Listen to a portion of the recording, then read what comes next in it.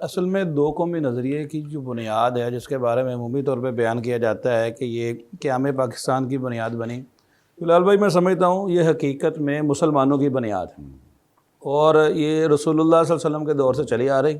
اس وقت سے لے کے آج تک۔ اور آج انڈیا کی یہ غلط فہمی ہے کہ وہ یہ سمجھتے ہیں کہ پاک آرمی یہ صرف دو قومی نظریہ لیے پھرتی ہے جبکہ عوام ان کے ساتھ نہیں ہے۔ یہ غلط فہمی ان کو دل سے نکال دینی چاہیے۔ ہر پاکستانی جو پاکستانی ہے وہ اپنی آرمی کے ساتھ بھی کھڑا ہے اور وہ دو قومی نظریے پر بھی کھڑا ہے، کیونکہ یہ دو قومی نظریہ یہ مسلمان اور ہندوؤں کے درمیان ایک بنیادی فرق ہے۔ وہ گائے کو پوجتے ہیں، ہم گائے کو ذبح کرتے ہیں، تو لہذا وہ اپنی چتا کو جلاتے ہیں، ہم اپنے مردوں کو ادب کے ساتھ جو ہے وہ زمین پہ دفن کرتے ہیں۔ بے شمار فرق ہیں جو ہمارے اور ان کے درمیان ہے، اور ہماری عوام جو ہے یہ پاک آرمی کے شانہ بشانہ کھڑی ہے۔ اور آج میں سمجھتا ہوں کہ اگر آج ہم سکون کے ساتھ رات کی نیند سوئے، صبح سکون کے ساتھ ہم نے ناشتہ کیا اور آج سکون کے ساتھ یہ پروگرام کر رہے ہیں، ہمارے کاروباری مراکز سارے کھلے ہیں، عوام کھلے عام پھر رہی ہے، تو اس کی بڑی وجہ ہماری پاک آرمی ہے۔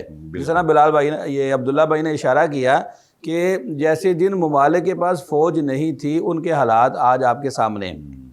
میں آپ کو رسول اللہ صلی اللہ علیہ وسلم کی ایک حدیث سناتا ہوں۔ ایک رات حضرت انس بیان فرماتے ہیں ایک رات مدینہ کے اندر ایک خوف کی آواز آئی تو سارے ہڑبڑا کر اٹھے اور انہوں نے اپنے گھروں سے باہر نکلے تو دیکھا ایک آدمی تنہا گھوڑے کے اوپر سوار وہ واپس آ رہا ہے، اور وہاں پہ کوئی گھوڑے کے اوپر کوئی سامان بھی نہیں لادا ہوا، یعنی کہ وہ کاٹھی جس کے اوپر سواری کی جاتی ہے، تو دیکھا تو وہ رسول اللہ صلی اللہ علیہ وسلم تھے۔ آپ صلی اللہ علیہ وسلم نے فرمایا کہ آپ اپنے گھروں میں آرام سے سو جاؤ، میں موجود ہوں۔